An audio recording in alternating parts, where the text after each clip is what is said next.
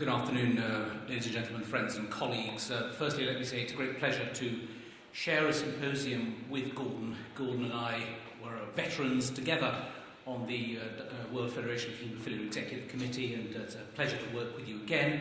And Gordon, of course, was the first chairman, as they were then called, of the EHC, and really the organisation owes a huge debt to Gordon for really kick-starting this organisation. So we owe a lot to you, Gordon. Thank you very much.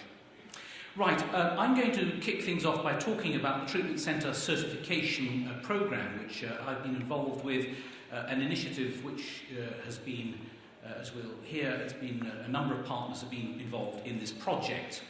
I am going to rather skim over the details. The whole issue of blood transfusion in April was devoted to this certification project, and I'm going to talk about a couple of the papers taken from this particular issue of the journal. But if you want further details, please turn to blood transfusion back in April for full details. Well, the background to the project really owes its origin to Professor Mike Macris from Sheffield, who really had the idea of seeking funding to certify haemophilia centres. Now, why did we need to do that? Well, there were many centres, over 400 so-called haemophilia centres in our continent, and it was evident right from the start that there's been great disparity in EU member states in terms of not only the amount of product used, but also the facilities available to patients, as well as the number of patients treated in individual centres.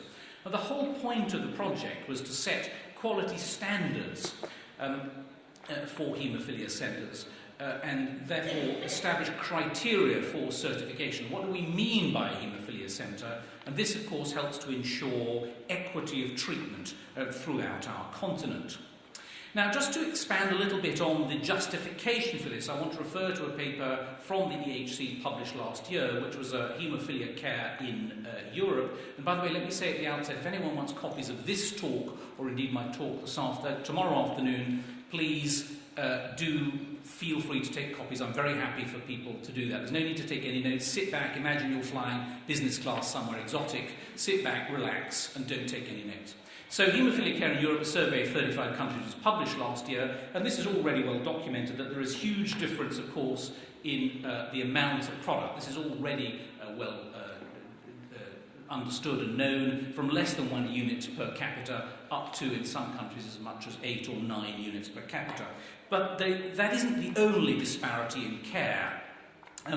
The European Principles of Care, which were established by Professor Brian Colvin, who I'm delighted to see in the audience, emphasise that it isn't just, haemophilia care isn't just about products used, it's also about the central philosophy of having a multidisciplinary, comprehensive care centre to offer the best quality of care. And when you look around Europe, and in this survey here, one of the questions asked was, of the 35 countries, do you have a recognised national haemophilia treatment centre with responsibility for areas such as coordination of a registry? Do you have a system of classification for your haemophilia treatment centres? Do you have a national haemophilia patient registry? So in blue, yes, no, in red, you can see this great disparity. And in fact, 22 out of 35 countries don't have a system for classification of their treatment centres, and 17 of the 35 didn't even have a recognised national treatment centre.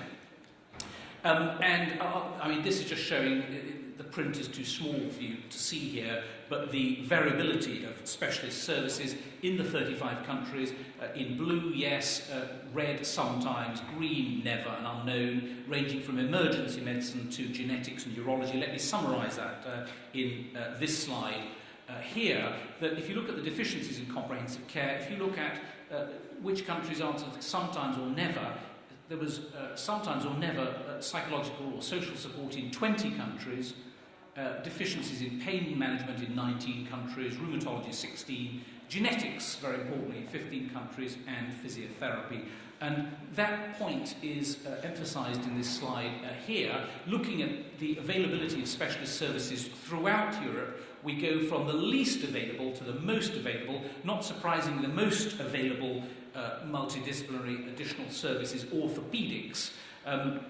Here we've got obstetrics and gynecology, infectious diseases, dentistry, hepatology, but the ones that are least available throughout Europe include such things as social and psychological support, pain management, rheumatology, and genetics, and these are all really quite important aspects. So it was felt that there would be real benefits from having a certification of at least 2 tiers of haemophilia centres, which would help in the allocation of resources and indeed could form a platform for initiation of peer-reviewed external audits, which is something I'll come back to later. So this is the project team, and the project itself is funded, or was funded by the European Commission, and also is co-financed from 12 pharmaceutical companies. And the project team was led by Mike Macris, who was really the overall project leader, although he wasn't specifically involved in the certification project.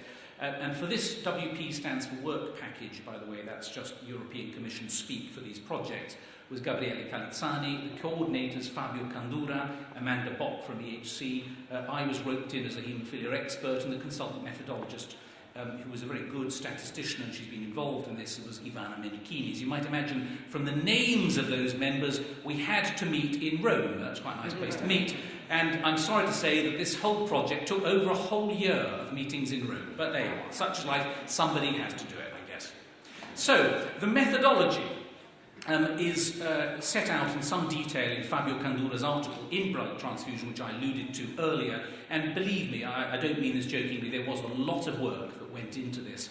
There was, firstly, a need to identify what literature was available in haemophilia centres, on haemophilia centres in EU member states, to identify the strategic partners to be involved, define and share the principles and criteria, draw up a draft document to send out for wide consultation, and only then was it possible to distill all that into a final document. And during this process there was, and I want to emphasise this, very extensive consultation, not only with our national member organisations within the EHC, but also professional bodies like EHAD and other professional bodies within Europe. Now, EHAD, for instance, there was a presentation given at EHAD's meeting. We've had presentations at previous EHC meetings. And in fact, in total, more than 200 European stakeholders were actively engaged in the development. And I have to say there was a surprisingly high degree of agreement on this. And EHC and EHAD ratified the final standards, and we had a launch meeting in Rome last July. Here are the European guidelines I'm going to be talking about for the certification of haemophilia centres. They can be downloaded, of course, entirely free of charge from the EUHARNet website. So you can find this document, which is available only in English, I'm sorry to say. It's quite a thick document, but you can get it from that website. Now, let's look at the more detailed issues relating to what came out, and this is a summary of my article in that issue of Blood Transfusion. The first thing was that the certification project established 2 tiers of treatment centres. The first would be known as the more basic treatment centres, the European Haemophilia Treatment Centre, EHTC, and that, to partner them, there would be comprehensive care centres, the European Haemophilia Comprehensive Care Centre, the EHCCC. Now, there's a lot of discussion about how we would classify these two and distinguish between the two, and the patient numbers emerged as a key consideration for classification. The rationale being that only when you see on a regular basis a certain number of patients will you have the sufficient expertise to ensure good quality of care and indeed good outcomes. In the case of the comprehensive care systems, there was fairly wide agreement that in fact the number regarded as normally being required would be 40 such patients, that is, patients with severe haemophilia or type 3 VWD. So not all haemophilia patients. Each centre would be judged initially on the number of severe haemophilia A and B patients as well as the type 3 VWDs. In the case of the European Haemophilia Treatment Centres, I have to say we originally proposed that there would be no number, and I was surprised when wide consultation that everybody said, no, we need to define a number, and the number set was 10 patients with severe haemophilia or type 3 VWD. You will see that I put very carefully in quotation marks normally, because there is room for exception. We're not going to deny certification at either level merely on the basis of patient numbers. We recognise that some countries simply won't have the necessary patient numbers to have, for instance, a national treatment centre. So that figure is the normal expectation, but as with all rules, there is a room for exception. Now, the other critical areas that were looked at for distinction between the two tiers, so having said the patient numbers are the important things, we then looked at three other main areas. The first was to look at the availability of expert medical cover. I'll go into that in detail in a moment. But basically, do you have round-the-clock service, or do you just have a local treatment facility in the form of infusions if somebody turns up at 10 o'clock at night, for instance? The second important area for looking at was evidence of integrated and multidisciplinary care. What other external facilities are available on a regular basis? And then the third thing we looked at was the type of laboratory tests available, and also very specifically the turnaround time, by which I mean from taking a blood sample, how long does it take you to get a result? Now, I'm going to show you two very detailed charts here, which I'm not going to go through in detail. I've just literally taken them from the certification booklet. But if I just show you very quickly before going into detail, this is the list of facilities that a European Haemophilia Treatment Centre, that is the basic treatment centre, should carry out the following functions and activities. I'm going to come back to this in a minute, but look at the next slide. This is the list for the comprehensive care centres, and by the way, this is, as it says here, should carry out the following additional functions and activities. So in other words, this long list of additional expected activities is in addition to the previous list. So if we go back here, this is what's expected of a European Haemophilia Treatment Centre. I've already alluded to the number of patients, but for instance, we expect them to provide a 24-hour emergency treatment service. That can mean, quite simply, somebody is available to infuse coagulation factor. It doesn't have to be an expert at all, but somebody has to be around to at least infuse a product. The second thing will be about has access to multidisciplinary support, either locally or in conjunction with the EHCC. So in other words, not all the specialist facilities need to be available in the Haemophilia Treatment Centre, but a patient who attends that building or institute has to have access. And I'm going to say much more about laboratories and issues in the second slide.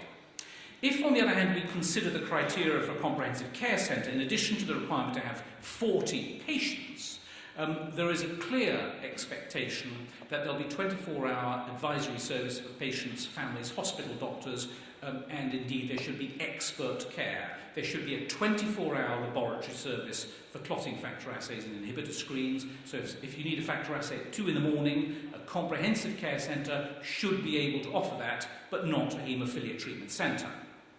And this sets out in detail all the specialist multidisciplinary support that is expected to be available on site, on that hospital site, if not in the same building, in a comprehensive care centre, including paediatric facilities, including a genetic diagnostic service, hepatology, infectious diseases, and because of the lack identified in the previous survey of psychological and social support, we made that very clear that we put that in, that we have professional psychological support and access to a social worker and welfare advice. So that important deficiency is addressed. Now, I haven't got time to go into this in detail. I've given you a flavour of the two tiers and what's expected of them. Please take copies of this. Download the document from the website. This is, I forgot to show the laboratories. What it's looking at on the left here is what the comprehensive care centre should offer and what the treatment centre should offer. Basically, we'd expect both categories to be able to do basic tests such as factor 8 and factor 9.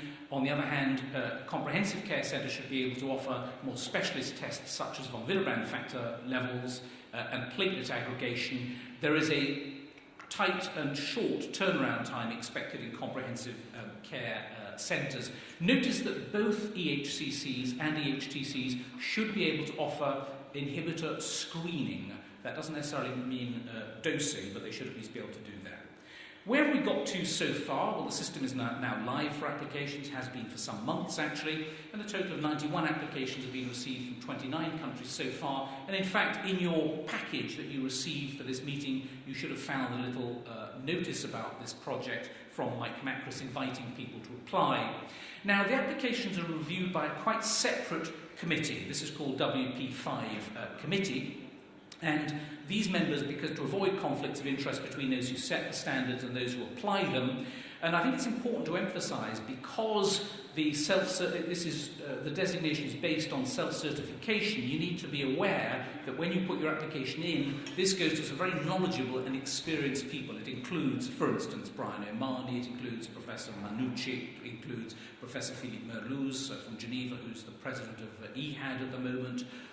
It includes a nurse from Sweden. It includes Mike Macro. So these are people who know, the international scene, and it's going to be difficult to slip through an application to them which doesn't ring true. So for the moment, we certainly rely on applications to be based on self-certification.